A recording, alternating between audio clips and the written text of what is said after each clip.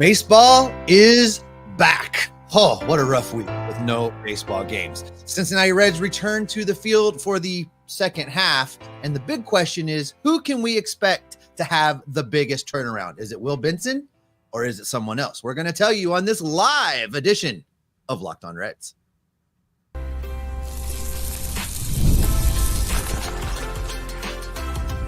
You are Locked On Reds, your daily Cincinnati Reds podcast, part of the Locked On Podcast Network, your team every day.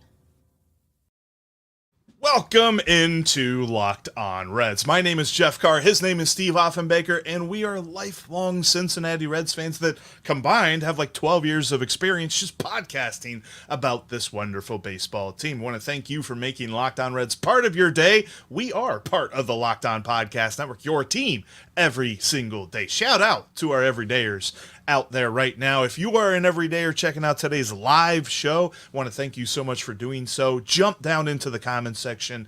Say anything, whatever you want to say about this Cincinnati Reds team, because we are live. We're going to be taking questions and comments a little bit later on in today's podcast. We're also going to be telling you why this is a must-win series for the Cincinnati Reds in Washington. But we are first going to start with who will have the biggest turnaround. That's all coming up on today's Locked On Reds podcast that is brought to you by Booking.com. Booking.com can make you a fan of any city, even your rivals. Check out Booking.com today on their website or their mobile app. And Steve, where we will begin is with the final 65 games. I think I've said 66 games multiple different times in multiple different places. That's because counting has never been my strong suit. That's why I'm a podcaster. 65 games left in this regular season for the Cincinnati Reds, and there are a couple of candidates for biggest bounce back, biggest turnaround when it comes to what is left. Now, quite frankly, we can start with Will Benson because, let's be honest, it's really hard to get much lower than he is so far this season. In fact, there are a lot of metrics that point to the fact that he's not really been getting unlucky. What he's just been has been bad. And that's been unfortunate because we love Will Benson and we want to see him succeed. But I'm going to get back on the hand cart, Steve. I'm going to get back on the hand cart and start pushing this thing up the hill. The one-man fan bandwagon. Try to say that 3 times fast. That's exactly what you are. Look, I just want to say, though, and we're going to dig deeper into this, Jeff, as bad as he's been, and as much as I want to beat up on him, as bad as he's been and as bad as it feels to us, his OPS plus is 81. So he's only 19% below league average. So he can, in fact, still turn his season around. That's my point. He's no Noelvi Marte, who's way lower than that. I think that there's one thing, and I wrote this, and by the way, if you haven't checked out CincinnatiRedStock.com, make sure you bookmark that website today. I wrote a piece over there because there's one number, and quite frankly, it's not like a chorus of numbers, it's like a soloist, but there's one number that points to a bounce back, and that is barrels, baby. Joseph Daniel Votto once said... Now you're just making stuff up. No.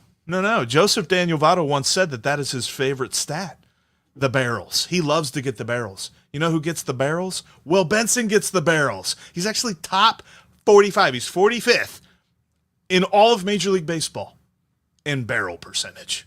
He's right there with a couple of all-stars, Pete Alonso. I believe that Will Smith, catcher for the Los Angeles Dodgers, not the guy who saved the world from the aliens. Not in West Philadelphia, born and raised. No, right. Yeah. On none of his days. No. He has gotten the barrels. And quite frankly, you got to squint really hard at the fact that it's the barrels. But I'm leaning on the barrels. If Joseph Daniel Votto said that that's a stat worth pointing out, I'm pointing it out. And Will Benson is good at it. I think that means he's turning it around. Get ready, baby. We're pushing that cart up the hill. Hand cart. Here we go. I think you're right, and it's easy to start with Will Benson because he's been kind of outside of Noelvi being the biggest disappointment for me for multiple reasons, both playing related and injection related. Will Benson's been kind of the next disappointment, right? Because Right. we got excited. He said all of the right things coming into spring training. He had the right attitude. He identified the weaknesses in his game and told us what he was going to do about it. And then not only did that not work, but everything else quit working as well. I think there are a couple other candidates, though, Jeff, to look at and say they could have a big second half. They could have a turnaround second half. And for me, the guy I'm kind of hoping is that guy is Jake Fraley, because he's not been bad. Mm-hmm. He's not been a guy that you're like, oh my God, he's terrible. You got to get him out of there. In fact, his slash line 277, 330, 351 is good enough for an OPS plus of 91, only 9% below league average. But there has been absolutely zero power in his game. And that's what we're looking for from him. So my hope is now we are in summer. The ball is going to be jumping at Great American Ballpark. And I hope beyond hope that Jake Fraley can find his power swing again. Because if he continues to get over 30% of the time at a 330 on base, and add power to that, if the power game can come back to that 275 batting average, now you're kind of cooking with gasoline. And it can be something that we point at and say, well, there's a difference in the Reds offensive production right there. Now Jake Fraley can be your third, fourth, fifth hitter against right-handed pitching and be a danger to put the ball in the stands. Yeah, that's something that, there's been a lot of folks that are saying, well, how do you get Will Benson out of this lineup? They should give Jake Fraley more time in the lineup and things like that. But when you look at Fraley's production, it has just not been Fraley-esque. We know that Fraley can hit the ball a country mile, and he just hasn't been doing that a lot this season. I like this take. Coach of the Year chimes in and says TJ Friedl will be the biggest. And quite frankly, TJ Friedl needs to do one thing to accomplish that. Play. Stay healthy. Needs to He's be on play. the field. He gotta play. And Coach of the Year's got a point. Like, if he can stay healthy, the outfield looks a lot better. And we keep thinking, and in my mind, I'm just like, man, going and getting one outfielder would be nice. Two outfielders to make me comfortable.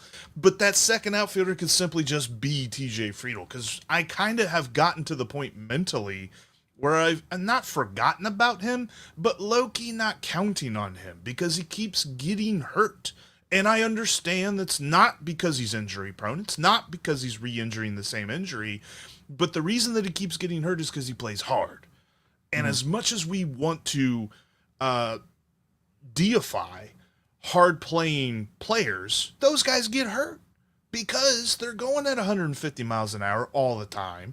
And it just happens. So you need to plan for that. And the Reds didn't. And that's why we have seen this outfield discombobulation that they've had all season long.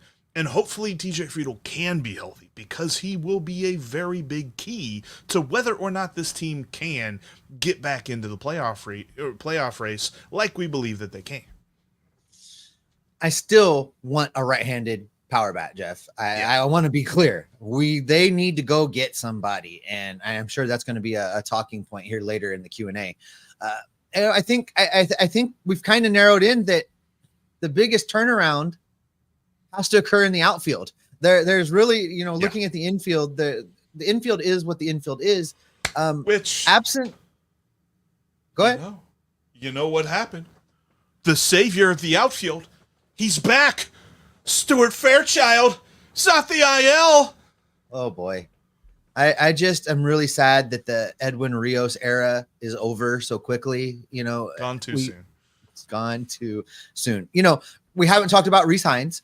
Oh, and look there, Jason's on the same page with me. We haven't talked about Rhys Hines.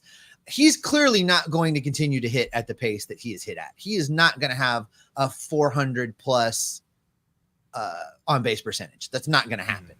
He's going to start striking out some, but I'm hopeful that he doesn't have that Aristides Aquino collapse just based on, and listen, I'm going to be honest. That is just only based on my eye test, my observance of some of his at-bats. I've seen him do things already that Aristides Aquino never did. We never saw Aquino sit back and battle a pitcher and take the ball the other way and be able to loop a breaking ball. And we didn't see Aquino do those kind of things. And Hines is trying to do those things right now. So if he can be a 250, Jeff Wett, 250 hitter, 300 on base percentage, and just continue to hit the ball 700 miles an hour on exit velocity, good things are going to happen.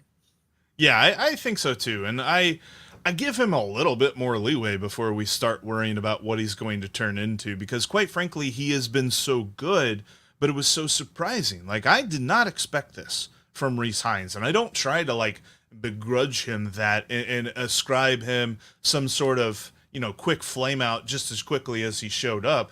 Mm-hmm. I'm excited to see what else he's got left, but I don't necessarily know that I want to pencil him in as a reason to be optimistic about the outfield. One more guy, and I'll bring him up because we have talked about him a little bit, but let's kind of hone in on him because our friend Carrick checks in. Marte being Marte again would also be huge.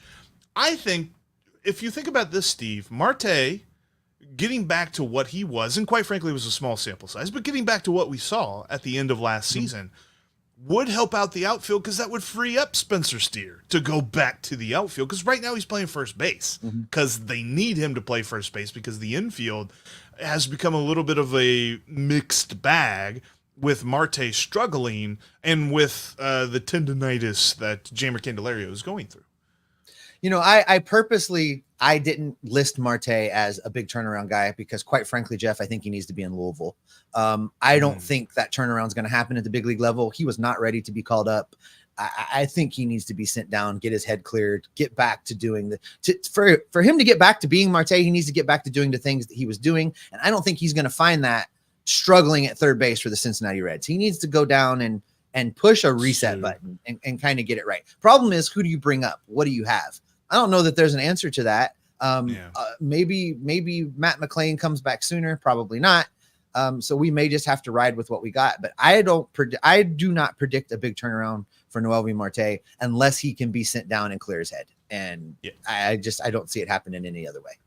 Yeah, I think that we're both of the opinion that the best case scenario is that Matt McLain is on this team at the last week of August. So that ain't happening anytime soon. That's going to be an interesting thing to see how the Reds kind of bridge that gap, because and then whenever he comes back, what does happen with the roster? Although those are things to be talked about in the next 5-6 weeks, because it's going to and as you mentioned, Stuart Fairchild is back. The Reds are taking on the Washington Nationals, and we've got baseball, baby. We're talking the National Series coming up next.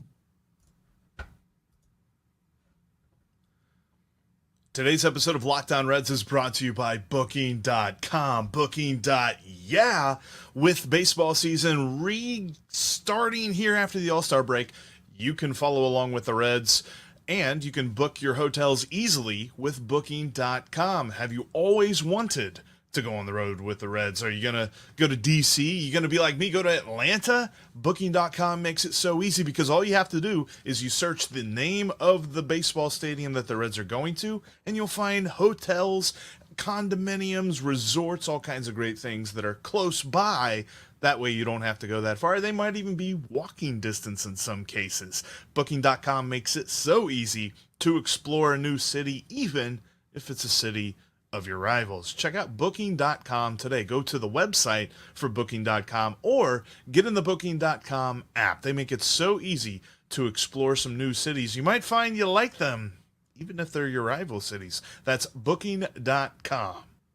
And as baseball gets back and resumes, you got to go over to PrizePicks, America's #1 daily fantasy sports app, to enjoy that action just a little bit more, because all you have to do is you search your favorite players, you search your favorite statistics, and you click more or less. You put together at least 2 picks, and in some cases 4 picks can win you 100 times your money. They've got so many great promotions too, whether it's on Tuesdays where they lower some stats for some players to make it easier to hit your picks, or on Fridays where they can give you back your entry fee, that kind of a promo. There's so many great stuff over at PrizePicks to check out today. Plus, you can look at Ellie De La Cruz stats. You can look at Frankie Montas. Do you think he's going to strike out some Nationals here tonight? Go over to PrizePicks and click more on those. I might even throw a bone over to Lane Thomas getting a couple of hits against the Reds. I just see it happening. He kills the Reds. Let's be honest about that.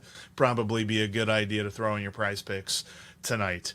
So go over to Prize Picks today, download the app, and use the promo code, all lowercase, LOCKEDONMLB. You'll get a deposit match on your first deposit of up to $100. Again, that's promo code, all lowercase, LOCKEDONMLB for a first deposit match of up to $100. All you have to do is pick more or pick less over at Prize Picks because it's that easy. You've got to check out Locked On Sports today. It's a free 24/7 streaming sports channel program for you each and every day to bring you the biggest stories in sports. Locked On Sports today brings you can't miss analysis, opinions, and news from both our national hosts as well as the local experts like that guy over there and me.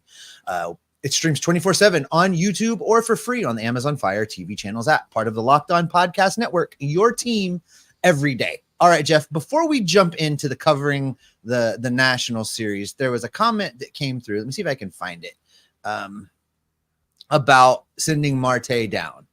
And it may have scrolled too far back. Anyway, what it said was, if you keep Spencer Steer on the infield, when TJ Friedl comes back, you can send Marte down because Friedl's in the outfield now. You keep Spencer Steer at first base, and then obviously Jeimer Candelario plays third base in this scenario, and Marte can go down. I think I'm willing to risk the tendonitis for that. I like that. I think that should be the play, Jeff. I don't want to wait for Matt McLain. I don't want to continue to struggle with Noelvi Marte. I think that's the best option for the Reds until they get somebody else back, is to keep. There you go. They can Brad keep Houston. Yep. They can keep. Yes. And thanks, Brad. This was a great thought. It just didn't come to me while Jeff was talking about it. I would keep Spencer Steer at first base. I think he's played great over there anyway. So just keep him over there. TJ Friedl to the outfield, Candelario at third, Marte down to clear his head. And then maybe he comes back. Maybe you get Marte back before Matt McLain is ready to play, but at least he can go down to Louisville and reset without it being Major League Baseball games that matter and count and got to perform and got to do and got to be stressed out, right? No, that makes sense to me because it just seems like he's pressing too much. Like you watch him at the plate, he's picking whether he's going to swing before the ball is even coming plateward. He's not reacting. He is trying to be proactive in that. And it's a very reactive sport. You just got to be in the zone and let it come to you. That's not what he's doing right now. And however he can get back to that phase, you saw it at the end of last season. Dude was just vibing. Every time he got a pitch, it seemed like he knew where it was going. He knew what he wanted to do with it. He hasn't been that way this season. But to kind of segue that into one more thought before you go. Yeah. They're asking about Santiago Espinal in the chat. If we want to give Espinal more playing time, he's been a little bit hot. Can he play third base? Do you want to put him out there? I think he's a good insurance policy, and you can use him to give guys rest. I don't want to pencil him in as the third base starter with Candelario at DH. I don't want to do that, but I think he's useful, and I think he's better than he actually has been. He's another guy we probably should have talked about for a better second half, Jeff, because he's been an all-star in the past. There's more offense in that bat than has been provided thus far this year. He's not a guy that the metrics are like screaming, saying that he's going to bounce back, but I could definitely see it. I mean, when the guy's done it before, you trust the guy that has done it before, and he at least has some experience to fall back on when it comes to that. But Steve, let's look at this national series, because in my estimation, this is a must-win. And because I find it hard to believe that you can get out of Washington winning 1 out of 3, or God forbid being swept, and feel good about everything moving forward. The Nationals are, positioning themselves as sellers already. Like there's even rumors, and I saw back in the chat as well. We'll talk more about this specifically in a little bit. But Randy Berthoff says, the Reds being connected to Lane Thomas is huge. That would be an amazing morale boost. If you could just say, hey, Lane, you follow us to Atlanta. That'd be a lot of fun. But when a team is like this, they've already cut Nick Senzel. They're looking to trade off some pieces. You got to make sure that you keep pushing them down the standings and, lift yourself up the standings, get up into that wild card race just a little bit more. If you could win 2 out of 3, great. Really, I'd love a sweep here because I kind of feel like the Reds are positioned to do that. Well, Scott Campbell says it's a must sweep series. I kind of agree, and I don't like being like that. But listen, the Reds are coming out, they're rested. They're coming into this series having positioned the rotation to be exactly what they want it to be, with Nick Lodolo and Abbott going in 2 of these games. You know, you talked about this off air of how bad the Nationals are against left-handed pitching. So having Lodolo and Abbott going in 2 of these games back to back is great for the Reds. And then you get Frankie Montas going in the 3rd game of this series. The Reds should absolutely win 2 of 3. They should be in position to sweep this series. Those are not unreasonable expectations. That's not us being dramatic about, you know, trying to make this series be more important than it is. The Reds need to win this series. In fact, they need to win most series moving forward because of the corner they've backed themselves into. So yeah, Jeff, you're absolutely right. This is a must-win series, and Scott Campbell, you're kind of right too. It's almost a must-sweep series. Yeah, according to Baseball Reference, the Nationals against left-handed pitching are 21% below league average teams against left-handed pitching. So games 2 and 3 are looking good. If we can get good Frankie tonight, then the Reds will be well positioned to get that sweep. I'm not saying that I'm not going to be disappointed with 2 out of 3, but I'm going to drop a little bit of just hot take knowledge on you here, Steve. I prefer the Reds to win more games. So, shocked. You know, if they can win all 3, that's a bold strategy, nice. Cotton. Bold strategy. But I love that matchup. Now, on the converse of that, the Reds are kind of facing their nemesis. The Reds aren't very good against left-handed pitching either. So when you see Patrick Corbin is the probable starter, Patrick Corbin has had a pretty decent career against the Reds. His matchups in the past against the Reds have been pretty solid. I'm going to have to see exactly what this lineup can do. Getting Stuart Fairchild, we joked a little bit about that, but getting Stuart Fairchild back against the left-handed pitcher is a big-time thing, especially considering he is the only bona fide center fielder on this team. Oh, that hurts. Yeah, you know, at least in theory, Stu will get out there against the lefty and maybe do a thing. Listen, as a matter of fact, let's just do what we do. Stuart Fairchild is a 4A player. He shouldn't be a starter every day. He's terrible. He has mental lapses in the outfield where you don't think he knows that he's even in a baseball game. Was that enough? Is that going to get him to be 4 for 4 with something about that seems to be how it goes. Anyway, I think Stu can do some things against a left-handed pitcher. While you were talking there, some thoughts on Lodolo came up. They're talking about the blister. Coach of the Year says the blister for Lodolo is making him nervous. There was another comment about it being here we go. Jason says that's the longest lived blister in the history of blisters. So I think I told you, I don't know if I did it on the show. I may have.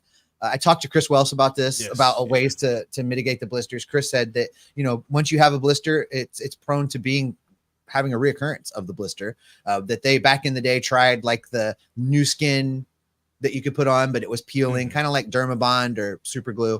It would peel off, didn't really help. He said the old timey coaches would just tell guys to pee on their hand, because really there's nothing you can do, which is like the original medical advice. That's the first prescription ever written in the history of mankind, was somebody telling somebody else to pee on it. And then you know, what Chris said ultimately is the fix is if you're getting a recurrent blister, you have to change your grip. And that does make me nervous because that's basically learning a new pitch. And I don't want Nick Lodolo out there trying to learn a new pitch. I'm sure that during this break, he's been working with Derek Johnson. They've been trying to figure it out. But I agree. The blister makes me a little nervous. Yeah, changing your grip. And then, I mean, quite frankly, if you think about it, without him changing his grip, whatever he's doing is constantly causing that to be a problem. And he said in his last start that it wasn't a blister, but that it was like dead skin or like bad skin in the area where the blister was. And it's like, well, yeah, because you're doing the same thing. You have the same grip, you have good mechanics, which means that you repeat everything that you do. And, you know, he's constantly throwing the curveball the same way, which is why he's so good at it and why this is such a problem, because it keeps reappearing when you keep doing the same things. I'm going to be interested to see how he looks because in his last start, he was unhittable for 4 innings against the Rockies. And then in, was it the Rockies or the Marlins? Anyway, Marlins. He was unhittable for the Marlins. He was unhittable for the first 4 innings. And then the 5th inning, he was completely vulnerable. Whatever the opposite of unhittable is, totally hittable. We'll go with that. That's what he was in the 5th inning because he either didn't have control of it, it was all over the place, or he had to throw a meatball in the zone just to make sure he didn't throw a ball and walk a guy. Yeah, well, he was, and also just in his defense in that game, it was a terrible strike zone. He was getting pinched a little He bit. got hosed, and Yeah. Coach of the Year's on it too. He got hosed a little bit. So there's that. But the shot in the dugout of him messing with that same spot on his hand was all I needed to see. It was a blister issue. So hopefully he gets back there. Yeah, go figure. You know, medical advice back in the day was pee on it and drink some whiskey. Feels like we could probably follow along with that anymore. Or at least the whiskey part. I don't know about. Yeah. All right, get us to the Q&A. Get us out of here. Yeah, it's our favorite time now. That's because we're in the mode. We're in the Q&A mode right now. You got questions, we got answers. I saw an interest. Somebody brought up Hunter Strickland. What are we doing? I saw that. Get supplies from the site that's made for the skilled trades, supplyhouse.com. Supplyhouse.com is the reliable way to order plumbing, HVAC, and electrical products online. Their easy-to-use website is packed with helpful resources and the latest product info to help you get the job done right. Shop a complete inventory of over 200,000 parts from over 400 top brands and get your order delivered right to your door with fast shipping from coast to coast. Need help with an order? Get expert support and industry-leading service from the friendliest folks in the business and talk to a real person every time. Pros in the skilled trades can get a competitive edge by joining SupplyHouse.com's free Trade Master program. Every Trade Master gets access to a dedicated phone line, free shipping, and discounts on every order. Join the thousands of trade pros already benefiting from their free membership at SupplyHouse.com/TM. And order plumbing, HVAC, and electrical supplies from anywhere with just a few clicks at supplyhouse.com. And with the National Series getting underway, you can make a few bucks on that series over at FanDuel, America's #1 sportsbook. I'm looking at a few lines here today. Reds are actually favored, which makes sense. Montas over Corbin, and the Reds are better than the Nationals anyway. We know that. The interesting thing to me is the total runs over under is set at 9.5 for the game. There's something about the Reds and lefties, and I think that the Reds hit Patrick Corbin earlier this season pretty well, and Frankie Montas is a little bit erratic with his performances, but I really feel like the under is the play. Did I just say take the under? I might have. Go over to FanDuel and take the under on 9.5 for the Reds and the Nationals tonight. It's kind of what I'm feeling with this game in particular. There's prop bets. There's all kinds of great things. There's futures on whether or not the Reds will make the playoffs. That's all over at FanDuel. They've got great promos all throughout baseball season. Even though there's no football or anything like that, you can check out football futures as well. So much to check out at FanDuel. They are America's #1 sportsbook for a reason. Go to FanDuel.com today and get in on all the action. FanDuel is an official sportsbook of Major League Baseball.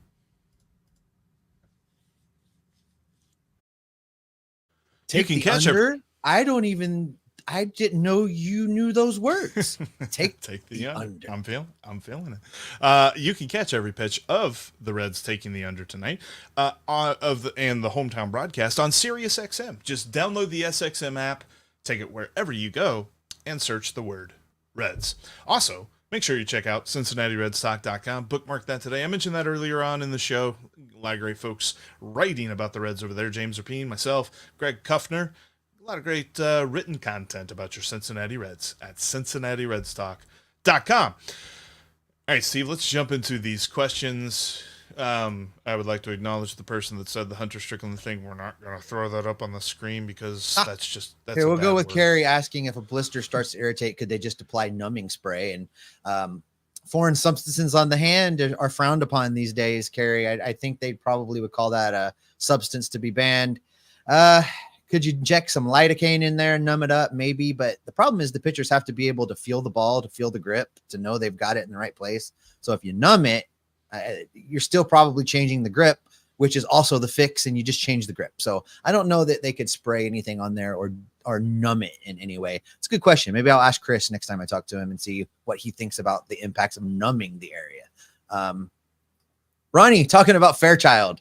Stuart Fairchild is going to be an MLB player for years. Almost all of the players have been horrible at times, not just Fairchild. You guys need to stop hating on the man, the myth, the legend, Fairchild. Listen, Ronnie, we are going to hate on Stuart Fairchild every single day because when we do, he shows out. And it is the new thing. When we talk smack, they perform. So we need good Stu. We need Stuart Fairchild to do some things. So for a player, Stuart Fairchild, the ball's in your court. I go with that. I would like to point out that Ronnie said no lies. He is going to be a Major League Baseball player for years to come. If the Reds, this is from, what is that, Rafi? I'm bad with names. What is that name, Jeff? Rafe Norgard. If the Reds get a big power bat, could we put them at DH?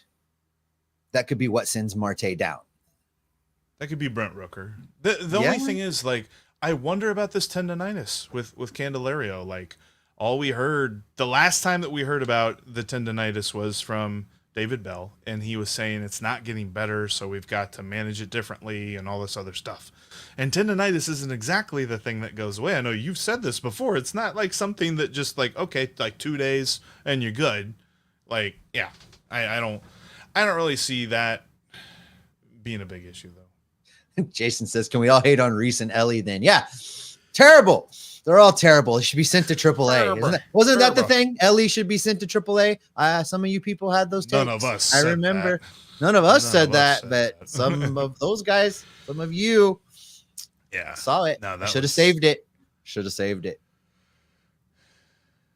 All right, Jeff, let's see what else we got here.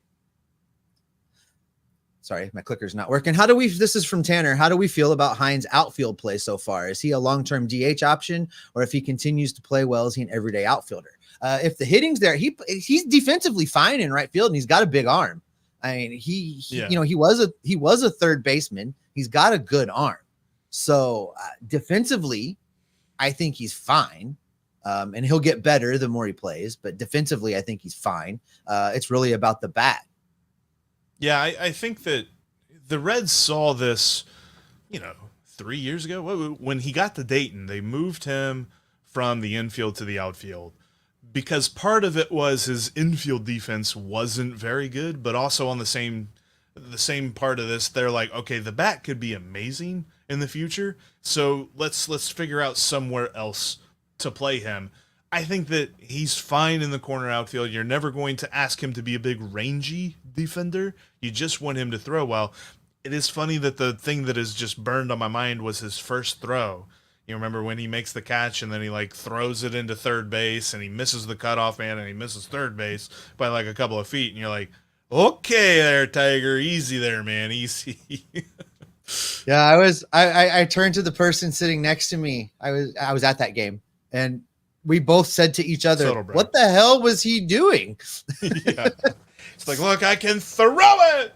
Like, all right, here's something we really haven't spent a whole lot of time talking about, Jeff. This is from Joey Gaditza. He says it's easy to get stoked about a potential Green, Lodolo, Abbott, Lauder, Burns rotation in a couple years. Dang, that looks good. Followed by this little bit of a hot take from Alexander. Burns will come up before Lauder. Let's talk about Chase Burns, who, by the way, signed yesterday. For those that didn't see it, he is signed. It's a done deal. The Reds, they're good about not drafting guys they don't think is going to sign. They got him signed.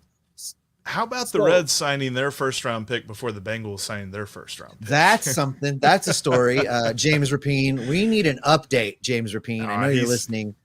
I know they said that it's not that big of a deal, but I think it's funny, like the juxtaposition of that. Plus, you see that it's the biggest signing bonus that anybody's ever gotten in the draft. The Reds gave out the biggest signing bonus to anybody ever. Your Cincinnati Reds spent some coin. That is true. Must have sold a lot of cabbage this month. Jeff. But back to the hot take of this from Alexander. Burns will come up before Louder. I don't see that. Do you see that? I wonder. I think it just depends on him, right? Like I kind of feel like Rhett Louder didn't force the issue as much as we thought he would this year. He pitched fine in Dayton, but that was never the question. It was going to be, okay, you get to Chattanooga, what's this look like? And he's been fine. He's been good, but he didn't exactly set Chattanooga on fire. And that's why there were some bumps at the beginning for sure. Yeah, and that's why he's still kind of there. Like, I think this is all up to Chase Burns. How quickly will he move through the system? Keith Law, I don't know if you saw this or not, but noted Reds detractor, and quite frankly, not our favorite person in the world, said that Chase Burns could be in the majors next year. Keith Law said that. So, he might have a point. This could be an issue where it's not an issue. This could be a case where maybe Chase Burns comes up in like June or July, and Rhett Louder comes up in August next year. We could be talking about a 2026 rotation of that Dream 5 that Joseph Gaditza said. It's interesting. Looking at Chase Burns, he threw 100 innings this season already in college. You and I talked about the fact that does leave a little wiggle room for him to make some starts this year. Maybe you get him out there for a month. And so what do we think? Dayton, send him to Dayton, high A, let him get his feet wet, let him start 3-4 games. They did that with Lodolo when they picked Lodolo a couple of years ago. Right.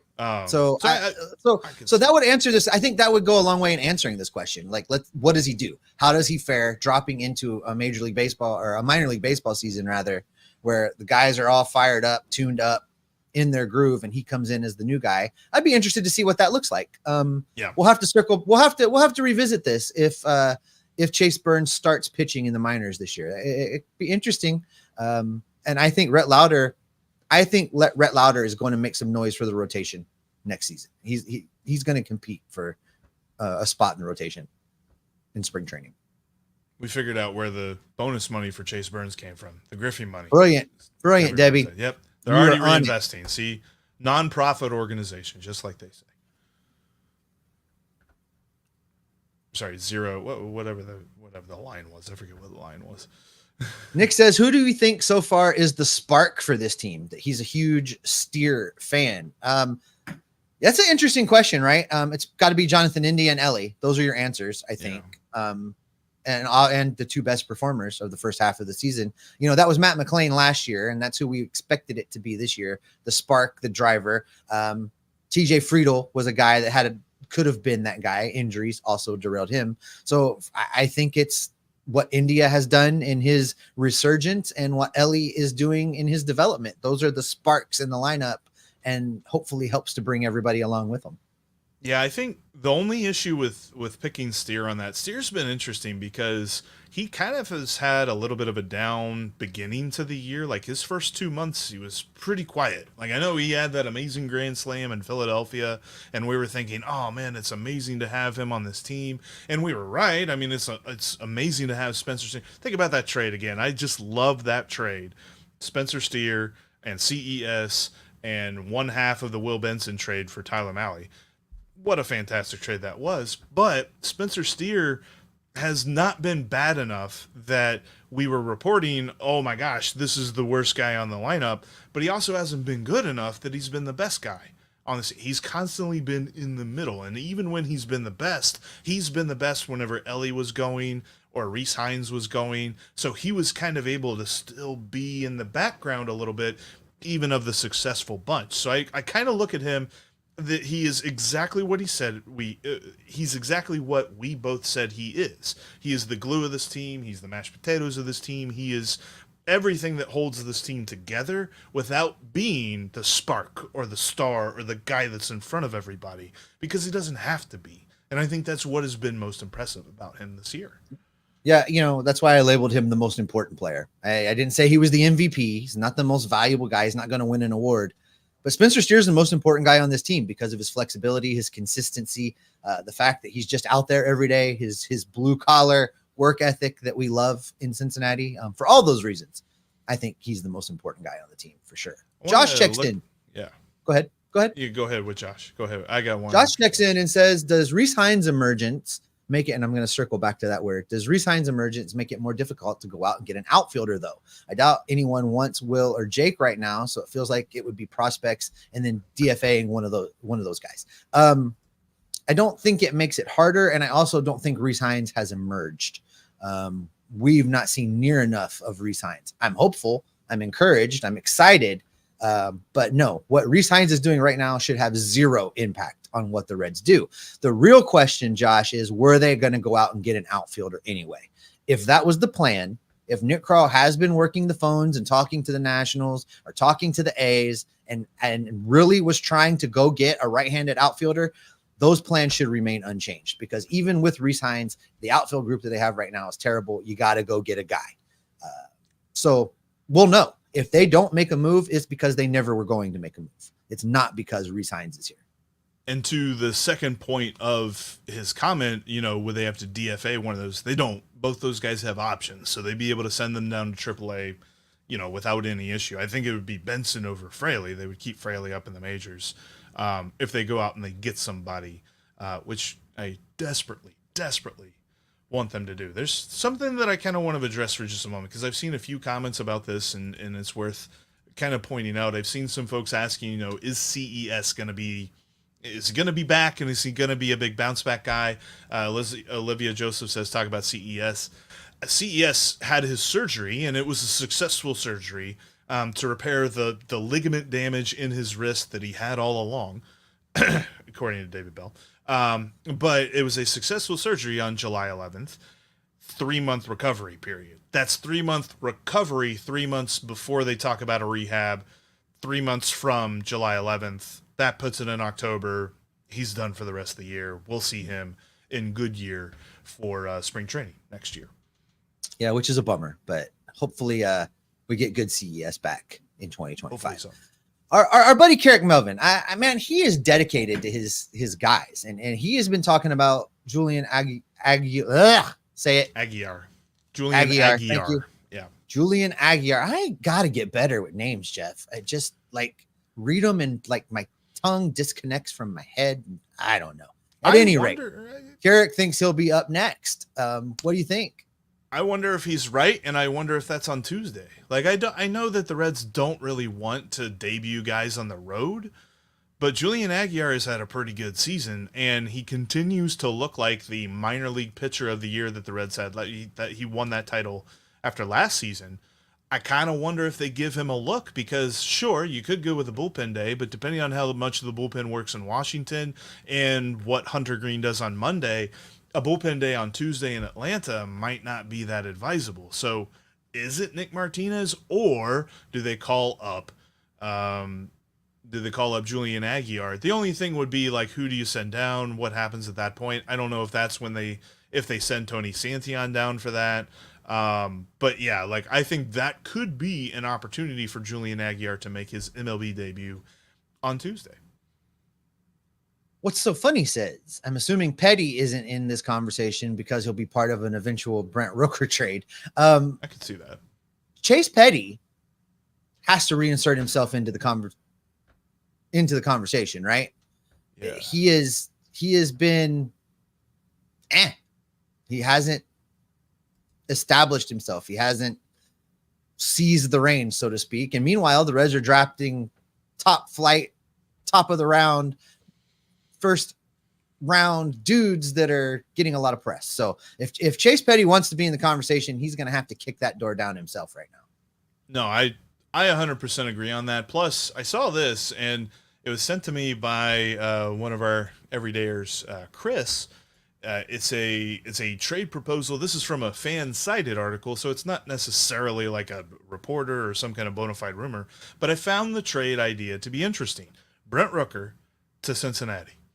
Chase Petty, Blake Dunn, Lyon Richardson to Oakland. Sign me up for that. I'm all in on that. I think Chase Petty, it's no fault of his own. The Reds just have a lot of talent in their upcoming pitching staffs. And if the Reds don't think that Chase Petty is a part of that future starting rotation, then he is the perfect candidate to go get you somebody to help you out. That's what I was really trying to get at with my point in my episode yesterday. That was, the Reds have a ton of pitching talent in their minor league system. They have some pitching talent that's close enough that you should be able to trade it right now if you don't see those guys pushing Rhett Lauder or Chase Burns. Rhett Lauder and Chase Burns are the plan to join Hunter Green, Nick Lodolo, and Andrew Rabbit. I don't have to ask anybody in the organization to know that. You look at them, and that's what makes sense to me. So I think that Chase Petty is a perfect trade candidate in this case. No, I think so too. And it's about surplus to fill a need. Chase Petty is surplus now. I know that he was very highly touted when he came over, when the Reds traded for him. He still has all that potential, all that talent, but it looks like he's going to be blocked. It looks like the Reds are going to have their 5 guys, and now you have a surplus, and you can never have enough pitching. You can never have too much pitching. But in this case, I'm ready to start trading away where they got to trade to fill some needs, because I think the window's open now. I don't want to wait. I don't want to talk about 2025. I don't want to talk about, positioning to go make a playoff run. They're in a playoff run right now. Major League Baseball has created a situation where a lot of teams have an opportunity to get in now. And we have learned in this new setup, all you have to do is get in the tournament. Thank you, Arizona Diamondbacks. So the Reds need to fight for that playoff spot. They need to trade from their strength, which is, in this case, a pitcher that's pretty highly rated and could have the potential to be really, really good. But he's extra. Get him out of here. Get me that right-handed power bat. Let's go. Let's make the playoffs. Let's do it. Yeah, I would love to see that. And before you get to our next question, we do have a lineup. With Stuart Fairchild coming back, you don't have to bat Will Benson against lefties, so that's kind of nice. You got Jonathan India leading off at second, Ellie at short batting second, Jamer Candelario batting third at DH. You got Spencer Steer at first and batting fourth. You got Tyler Stephenson at catcher batting fifth, Austin Slater in left field batting sixth, Noelvi Marte at third batting seventh, Reese Hines in right batting eighth, and Stu in center and batting ninth. With Frankie Montas on the mound. It's nice to talk about lineups again. Man, I tell you what, the 2 days off, me and Anna with House of the Dragon going on, we decided to go back and watch Game of Thrones. So we've been doing a lot of that these last couple of nights because, quite frankly, nothing's on TV when baseball's not on TV. So I'm glad that baseball's back. Yeah, but winter is coming, Jeff. There's a conversation happening in Yes, it is. the chat right now about Graham Ashcraft. Jason says Ashcraft is just on 100 every pitch, which is true. His longevity as a starter is questionable. That sparked into, do you put him in the bullpen? Who do you replace? Some people want to replace Lucas Sims with Ashcraft, that from Coach of the Year. What is the timeline? September, right? For Graham Ashcraft at the earliest. And that's at best case. That David Bell's exact quote on that was, if he is back, it's in September. And so when David Bell says if, that means it's not happening. Sure. But I have changed my position. I do want Graham Ashcraft to go to the bullpen. I stop it. I think we have demonstrated enough that his best usage would be to come out there and throw 100 on every single pitch and do it for an inning or two. Put him in the bullpen. I think that's the best usage of him at this point.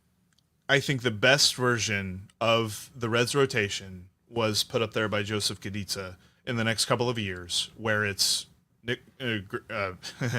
many names going around my head. Hunter Green, Nick Lodolo, Andrew Rabbit, Chase Burns, Rhett Lauder. Graham Ashcraft's not in there. And quite frankly, like, we can go through. So Green, Lodolo, obviously. I think Andrew Rabbit is Andrew Rabbit versus Graham Ashcraft. You pick an Andrew Rabbit. The question becomes, we don't know about Rhett Lauder or Chase Burns, but their upside and what scouts say about them and what everybody is expecting of them, I take them over Graham Ashcraft at this point. Graham Ashcraft has been fine in a lot of different cases, and he has been a workhorse, but I just feel like his mentality, and we always talk about the bulldog mentality that he has, is really just a really high effort mentality. And I don't know that if you take that away, you still have a very good pitcher on your hands. So let him have that mentality and make him a reliever. And then you get the best version of Graham Ashcraft whenever you call on him. Boy, the chat is on fire today, Jeff. They are all over the place, and I just don't even know what direction I want to go. There's a lot of stuff happening in here. I'm not going to try and find all of the comments to make this a coherent question, so I'll just put it out there. They're talking about moving Ellie to center field again, and Barry Larkin's against moving Ellie. I don't want to put Ellie in center field. I want Ellie to be the third baseman on this team eventually. I don't want to put him in the outfield.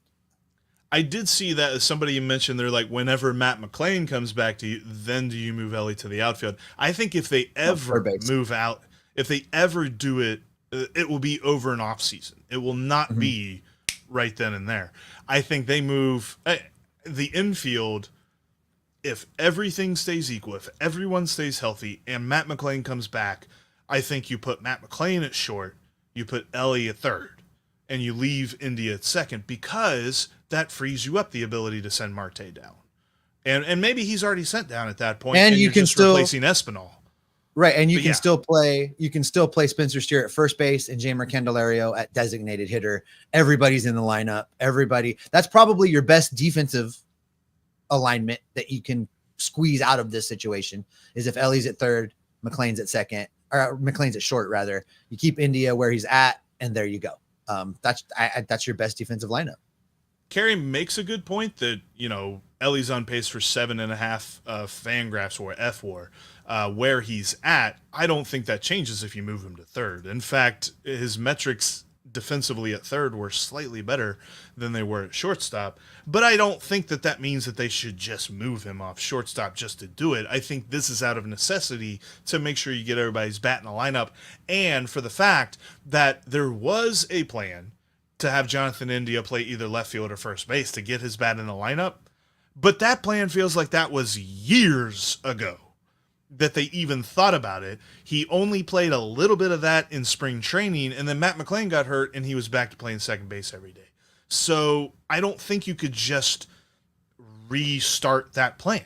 Like, you couldn't just move him to first or move him to left field and expect everything to go okay. So you leave Steer at first, you leave India at second, you roll with the left side of the infield being McClain and Ellie, and then next year you make your changes to whatever you want the infield to look like. Yeah, I think that's probably the way to go. This from Matt Marshall. Says the Reds are not trading for an outfielder. They already did with Austin Slater. I hope it is too. But I put this up. I hope that is sarcasm, but I put it up because I've seen this other places also. Austin Slater was not the trade for the right-hander that we've been talking about. Austin Slater, it was either going to be Austin Slater or Nick Krall playing outfield that next day. They had no outfielders. Here you go from Jonathan. We gave up nothing for Slater. An emergency ad to fill the injuries that they needed right then. Moving him to the bench, minors or DFA is not a huge loss. Exactly this. Jonathan's spot on with it. And can you tell me exactly? Get a bit. Right. And Jonathan said, we gave up nothing for Slater. I did see some folks whenever the Reds made the trade of like, how could you get rid of Alex Young? Do you know how well he's done for the Giants? How well has he done for the Giants? He's no longer on the team. Send him down, huh? They DFA'd him. I can't remember who picked him up. I think it was the Jays picked him up. But yeah, he's not even a Giant anymore. Play with Joey. Yeah, which I did see that Joey has moved up to AAA. He's in Saw Buffalo. That too. I wonder if when the Reds play the Blue Jays, if that's not going to be a thing. And I don't know how I'm going to feel about that. I don't know how I'm going to feel about that. Look, there's two schools of thought about this, right? We're not saying that we wish he would have kept him. We understand that that's how this team was moving, that it was time for him to move on, but I'm still going to be a wreck if the Blue Jays play the Reds and he's there. Mrs. Nikita talking about Ellie says Ellie should stay at short. He's comfortable there. He's made some spectacular plays. No need to rock the boat at the moment. It's not like the Reds have a better shortstop right now. Very true. But that's why we're saying it's when Matt McClain comes back, and then you move Ellie to third, not the outfield. 100%. And it's tough too, because like I feel like Matt McClain well, what's the guy? Tom Emanski. Matt McClain is Tom Emanski's shortstop, and Ellie is like the Gold Glove shortstop. Like Matt McClain is never going to be a detriment to you wherever he plays. He is a very good high floor fielder. The Mets, some team with blue in their uniform. But but Ellie has the upside to be the best fielder at that position. He has shown, obviously, he's got some downside. He's got the errors. He's a little bit inconsistent at times, where Matt McClain is usually pretty consistent. He had some errors as well.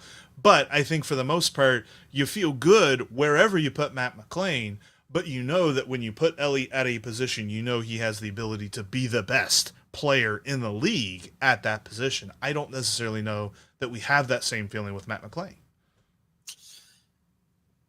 For this from Carey, if Matty returns because his injuries limit his range strength, the blinking shoulder, if I remember, it's his non-throwing shoulder, right? I think so. No. Was it his throwing shoulder? I can't remember. Yeah, it was this shoulder. Yeah. It was the his right shoulder. On, because when he was sliding, yeah, I want to say it was his right shoulder. If it was his throwing shoulder, there is something to this we should probably consider in the equation, and that is, is he going to be able to make the throws? I don't think he'll come back if he cannot make the throws. That's the thing. Him coming back this season is not a guarantee. That's not a lock. That's Jeff and me hoping beyond hope that his timeline holds true and he really can come up September 1st. So, I mean, thus far, he's hit his benchmarks. His non-throwing? Then I don't think it's a consideration. If it's his non-throwing shoulder, it's not a big deal. He'll as long as he can come up and make the throws. Will it impact his swing? There's only one way to find out. He's got to have at bats. So I don't think that will limit where they play him. Then if it's his non-throwing shoulder, shortstop, he'll be just fine to be able to make the throws. So no, like if he comes up, I'm trying to think of so a little bit of a comparison, slightly different, but if he is able to hit and left labrum probably doesn't mean that it'll affect his throwing, but if it somehow affects his fielding range and it affects his fielding a little bit, and they say, okay, you can only do DH. This is what the Phillies did with Bryce Harper. Mm-hmm. Would the Reds do this with Matt McClain? Yeah. Because then you would have to play Candelario in the field. Fine. Run him out there. Get Matty in the lineup. Whatever it takes to get Matt McClain in the lineup, I am fine with. 100% for sure. What do you think about this? Actually, I'll circle back to this. We're going to go with Calvin here. Heard the talk about the uniforms for the All-Star game. Terrible. Got me to thinking about uniforms. Will the Reds ever bring back the cutoff sleeves? Got to bring back Dietrich on a one-day contract. That season, that was the 150th anniversary season. And Cam Miller, relax. I know you don't agree with that number, but that's what they called it. It was the 150th anniversary season. The thing they did with the uniforms that year, bringing back the old uniforms they should do that every year. That was fantastic. And you can't tell me that they weren't able to. You can sell those at the Authentic store. You can sell them on the MLB.com auction site. It's not like it's going to cost the team a bunch of money. They can sell them at Reds Fest. Do that every year. Why? I'm ready for new uniforms. It's 162 games. There's plenty of opportunity. Do it. I bring it. It was interesting when Nick Senzel was called up. Shout out to Chicago White Sox. Picking him up. He ain't going to be in this series. when Nick Senzel was called up at the time, he was called up during that 150th anniversary season. I think the Reds were at home for his first 6 games. Mm-hmm. And in that run, he wore a different uniform every night for his first whatever number of games, because they had the alternates that they used plus the 150th anniversary stuff. It was cool. Do that. I want new uniforms on the regular anyway. I think I talked about this on the All-Star Game episode, Jeff, when I was by myself, but I'm ready for them to move. I love the 1967 jerseys that they used during that 150th anniversary season. They're red pinstripes. The logo is the same logo that you see through the big red machine through the 90s. It's that same logo, but instead of being the pullover, it's a button-up pinstripe, that logo.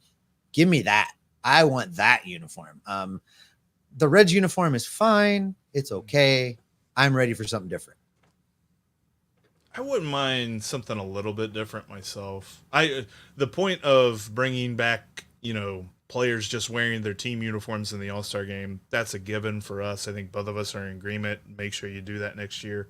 There, Rob, Fred Man Rob. But when it comes to like changing the Reds uniform on a whole, like I'm not a huge uniform guy. Like I kind of like the Reds as they are. There's been some City Connects that I'm just like, I don't think I love that. Most of the City Connects that I don't love are the ones that are barely changes at all from the uniforms that they wear, like the Dodgers. The Lou, yeah. The bathroom ones that St. Louis has. St. Louis toilets. I love it. St. Louis toilets, yeah. Things like that, like, just didn't inspire me. I'm like, have some fun with it. Like, and I understand there's a little bit of criticism on the Reds because they're just black uniforms. They didn't go too crazy with it, but I love our City Connect. No, the City Connects are great. I talked about this in the All-Star Game episode 2, Jeff. I would go in on a all City Connect All-Star game. If they got to do something different, then that would be cool. Major League Baseball has really hyped up those uniforms, and I'm fine with that. Just the monstrosity that they put out, and it's bad when Rob Manfred actually acknowledges that, yeah, we're going to have a talk about this because they were horrible. So they need to change it. I like this little bit of back and forth that's happening right now in the chat. Tanner Smith says Matt McLain is a better shortstop than Elly De La Cruz. For every one highlight play Elly makes, McLain makes 3 routine plays that Elly boots. And then, of course, the back and forth is now ensuing of what's going on. I agree. Matt McLain's the best shortstop the Reds have. That's a major leaguer at this current time when he comes back. I think he's better at the position. I think Elly's body type and build just makes it where he is a more natural third baseman. And I said this from the very beginning. This is not a new hot take for me. I agree that Matt McLain should be the shortstop and Elly De La Cruz should be over at third base. That's what I thought they should do all along. That's what they did when he first came up. You keep doing this weird thing where you mispronounce center fielder and calling it third base. I don't understand it. How well has that worked out? I mean, if you want to continue to just he is better than Billy Hamilton. He is a better athlete than Billy Hamilton. Sure, but he's a better athlete than Nick Manziel also. But it doesn't matter. He's a third baseman, Jeff. Elly De La Cruz is a third baseman. I think he's the best athlete, and there's no way to compare this. So I can say this and not be proven wrong. We can argue it till we're blue in the face. I think he's the best athlete that this franchise ever had. So he could literally play any position. I don't doubt that. Third base would work with the arm. I mean, imagining him making some of those plays where you have to grab the ground ball that's on the foul line in fair territory and you're ranging over into the foul territory and you have to jump and throw. He can make that throw like 10 times out of 10. So that would be a lot of fun to watch. And so you want Elly De La Cruz, you want him crashing into the center field wall like Ken Griffey Jr. That's what you're asking for. You're asking for him to you're asking for him to run into the bricks at Wrigley Field. You're asking for him to crash into the corners in San Francisco where there's no foul territory. No, you keep him on the infield. Be a little bit smart about it. Like, are you just going to keep running and not look where you're running? Outfield. He will play outfield like TJ Friedl plays outfield. And I am against that 1,000%. You do not put Elly De La Cruz out there to bounce off of bricks, Jeff. Come on. He's far more durable. And plus, this is a terrible take. This might be your worst take of the day. My God. I envision a world where he makes that play in third base just as well as he makes a catch on the warning track and throwing a guy out trying to score at home. Please don't do to him what they did to Eric Davis. Please don't do to him what they did to King Griffey Jr. Please don't do to him these things. He is a bona fide rocket-armed third baseman. I can't. Elly's too fast. Can't stop for a wall. Thank you, Jonathan. I love it. Then the wall will move for him. Elly would jump over the center field wall. Now, Carrie's on board. That could be a thing, Carrie. That is absolutely Carrie's great. on board. So the Lane Thomas thing's coming back up, Jeff, and let's spend just a minute. Have to pay shipping. Yeah, nice. Is this viable?